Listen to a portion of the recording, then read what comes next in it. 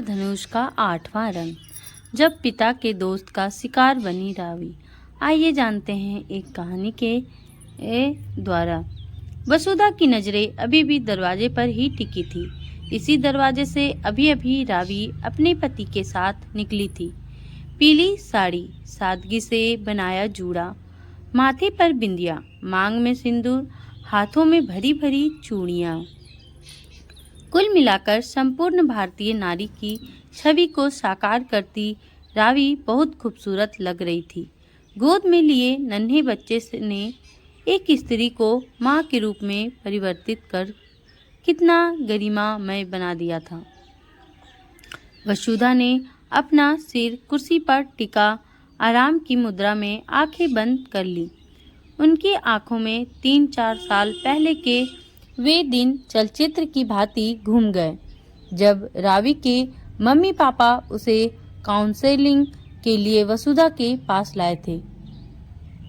वसुधा सरकारी हॉस्पिटल में मनोवैज्ञानिक है, साथ ही सोशल काउंसलर भी। हॉस्पिटल के व्यस्त लम्हों में से कुछ पल निकालकर वे सोशल काउंसलिंग करती हैं। अवसाद से घिरे और जिंदगी से हारे, हताश निराश लोगों को अंधेरे से बाहर निकालकर उन्हें फिर से जिंदगी के रंगों से परिचित करवाना ही उनका एकमात्र उद्देश्य है। रावी को 3-4 साल पहले वसुधा के हॉस्पिटल में भर्ती करवाया गया था।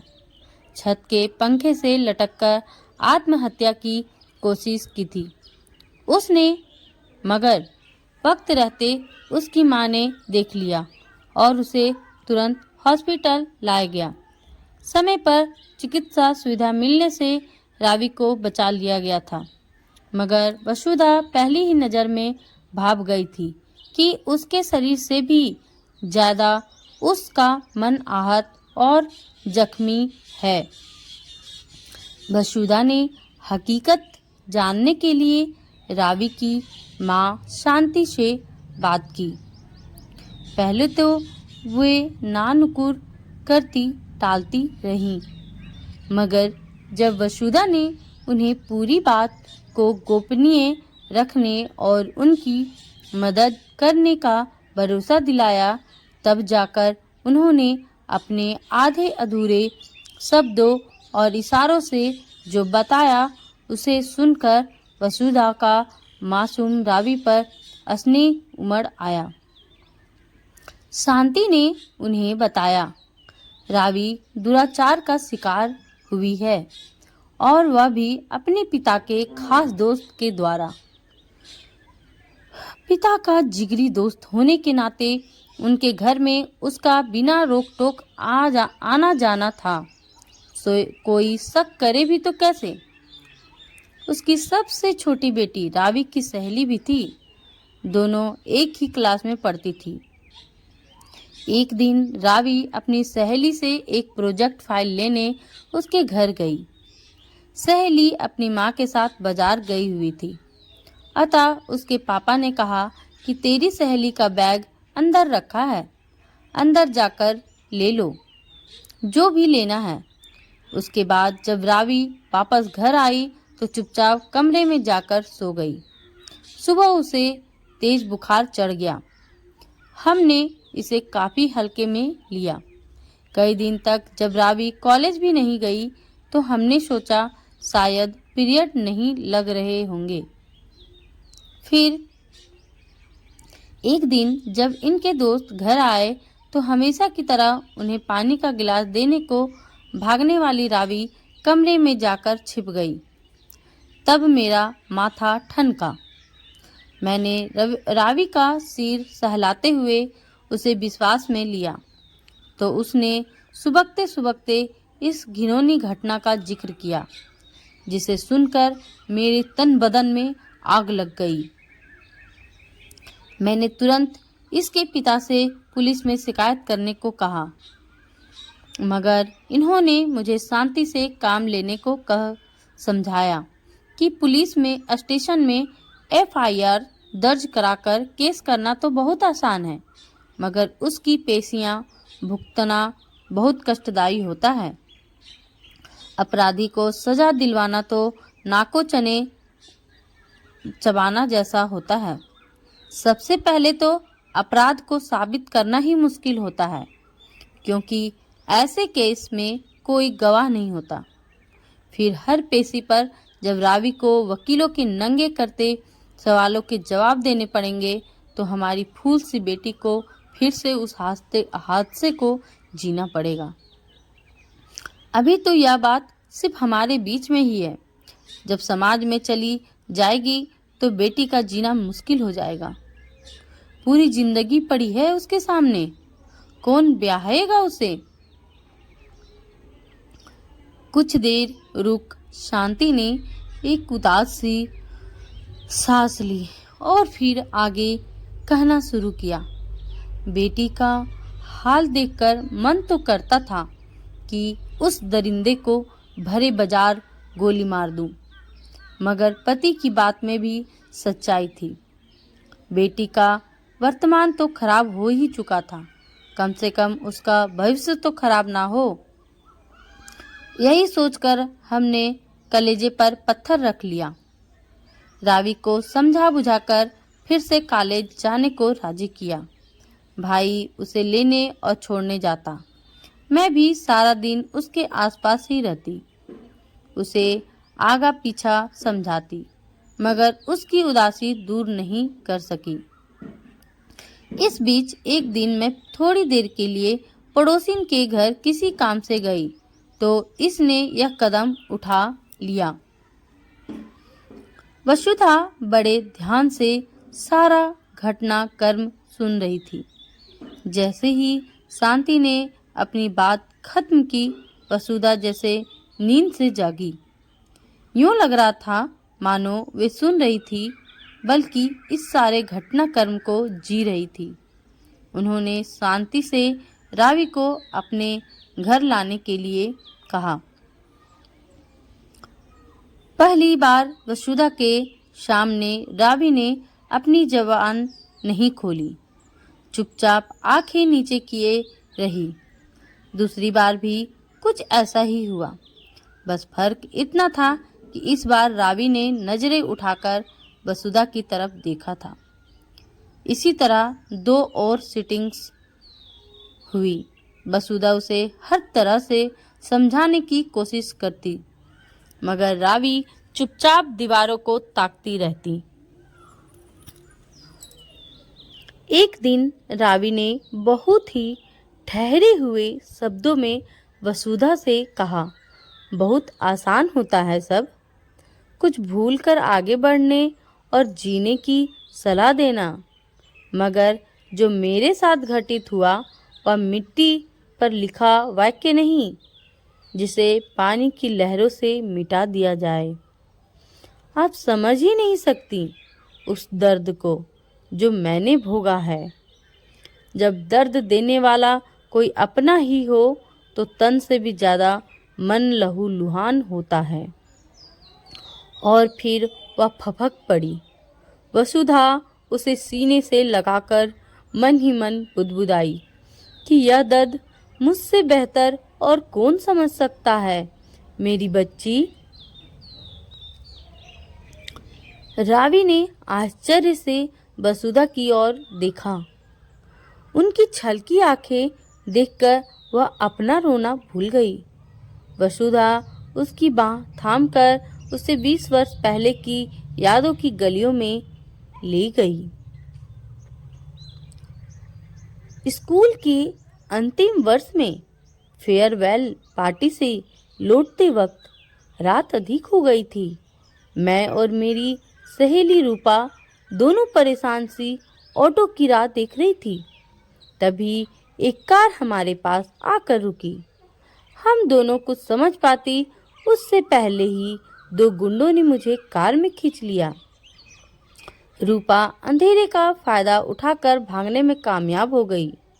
उसने किसी तरह मेरे घर वालों को खबर दी, मगर जब तक वे मुझ तक पहुंच पाते, गुंडे मेरी इज्जत को तार तार कर मुझे बेहोशी की हालत में सड़क के किनारे फेंककर जा चुके थे।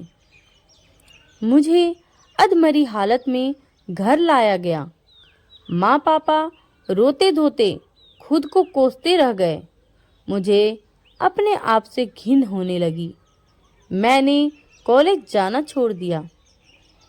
घंटों बाथरूम में अपने शरीर को रगड़ रगड़ कर नहाती, मगर फिर भी उस लिजे स्पर्श से अपने आप को आज़ाद नहीं कर पाती।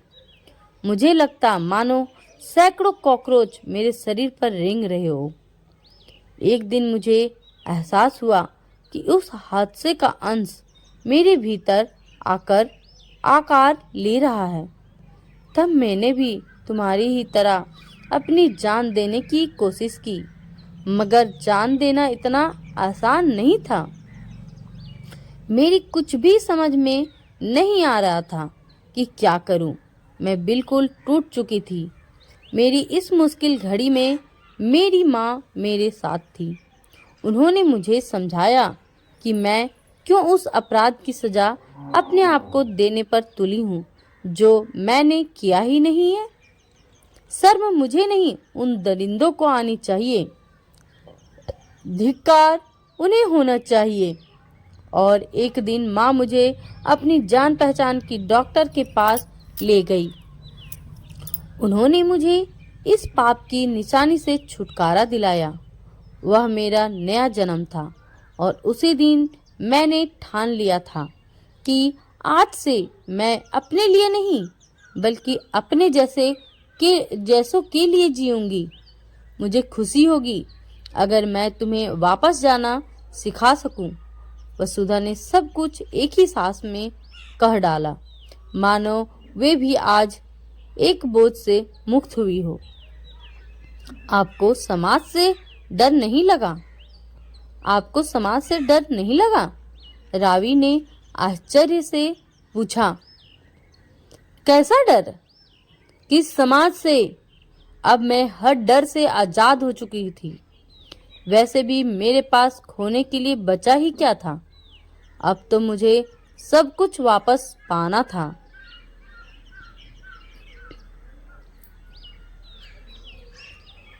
फिर क्या हुआ? मेरा मतलब, आप यहाँ इस मुकाम तक कैसे पहुंची? रावी को अभी भी वसुधा की बातों पर यकीन नहीं हो रहा था। उस हादसे को भूलने के लिए मैंने वह शहर छोड़ दिया। आगे की पढ़ाई मैंने हॉस्टल में रहकर पूरी की। अब बस मेरा एकमात्र लक्ष्य था मनोविज्ञान में मास्टर डिग्री हासिल करना, ताकि मैं इंसान के मन के भीतर की उस तह तक पहुंच सकूं जहां वह अपने सारे अवसाद, राज और विकार छिपा कर रखता है। मैंने अपनी कमजोरी को अपनी ताकत बनाकर अपनी लड़ाई लड़ी और उस पर विजय पाई। थोड़ी देर रुककर वसुधा ने रावी के कंधे पर हाथ रखते हुए कहना जारी रखा।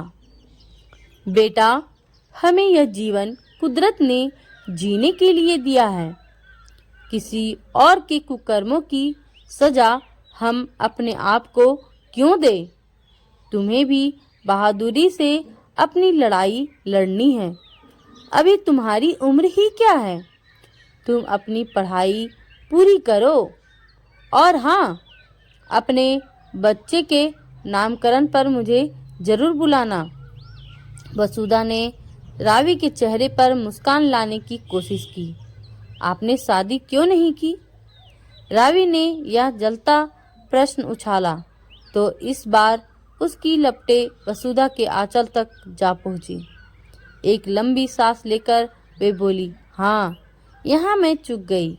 मेरे साथ पढ़ने वाला डॉक्टर नमन ने मेरे सामने शादी का प्रस्ताव रखा था। मैं भी उन्हें पसंद करती थी, मगर मेरी साफ गोई शायद उन्हें पसंद नहीं आई। मैंने शादी से पहले उन्हें अपने बारे में सब कुछ बता दिया, जिसे उनका पुरुषोचित स्वीकार नहीं कर पाया। हालांकि उन्होंने शादी करने से मना नहीं किया था, मगर मैं ही पीछे हट गई। अब मुझे उनके प्यार में दया की बू आने लगी थी और इस मुकाम पर पहुंचने के बाद मैं किसी की दया की पात्र नहीं बनना चाहती थी। मैं जानती थी कि आज नहीं तो कल यह प्यार सहानुभूति में बदल जाएगा और मैं वह स्थिति अपने सामने नहीं आने देना चाहती थी। फिर आप मुझे शादी करने के लिए क्यों कह रही हैं? यह परिस्थिति तो मेरे सामने भी आएगी। वही मैं तुम्हें समझाना चाह रही हूँ कि जो गलती मैंने की वह तुम भूलकर भी मत करना। यह एक कड़वी सच्चाई है कि खुद कई गर्लफ्रेंड्स रखने वाले पुरुष भी पत्नी वर्जिन ही चाहते हैं। तुम्हें किसी को भी सफाई देने की जरूरत नहीं। जब तक तुम खुद किसी को नहीं बताओगी, तुम्हारे साथ हुए हादसे के बारे में किसी को कुछ पता नहीं चलेगा। मगर यह तो किसी को धोखा देने जैसा हुआ। रावी अभी भी तर्क कर रही थी। धोखा तो वह था जो तुम्हारे पापा के दोस्त ने तुम्हारे पापा को दिया, अपने परिवार को दिया, तुम्हारे मासूमियत और इंसानियत को दिया। हम औरतों को अब अपने लिए थोड़ा स्वार्थी होना ही पड़ेगा। जीवन के इंद्रधनुष में 8वां रंग हमें खुद भरना होगा। अच्छा, एक बात बताओ, तुम्हारा वह तथाकथित अंकल बिना किसी को कुछ बताए समाज में शान से रह रहा है ना? फिर तुम क्यों नहीं? अगर सोने पर कीचड़ लग जाए तो भी उसकी शुद्धता में रत्ती भर भी फर्क नहीं आता। तुम्हें भी इस हादसे को एक बुरा सपना मानकर भूलना होगा। कब वसुधा ने उसे सोचने के लिए छोड़ दिया। अगर अंकल ने मुझे ब्लैकमेल करने की कोशिश की तो? रावी ने अपनी शंका जाहिर की।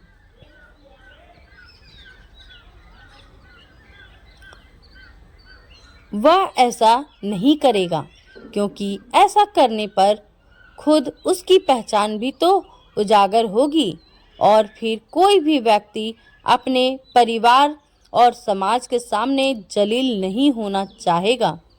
वसुधा ने अपने अनुभव के आधार पर कहा। बात रावी की समझ में आ गई थी। वह पूरे आत्मविश्वास के साथ उठकर वसुधा के चैम्बर से निकल गई। उसके कॉलेज के लास्ट ईयर के फाइनल एग्जाम का टाइम टेबल आ चुका था। उसने मन लगाकर परीक्षा दी और प्रथम श्रेणी से पास हुई। उसके बाद उसने कंप्यूटर का बेसिक कोर्स किया और फिर उसी संस्थान में काम करने लगी। साल भर पहले एक अच्छा सा लड़का देखकर उसके घर वालों ने उसकी शादी कर दी। उसके बाद रावी आज ही वसुधा से मिलने आई थी, अपने बेटे के नामकरण का निमंत्रण देने।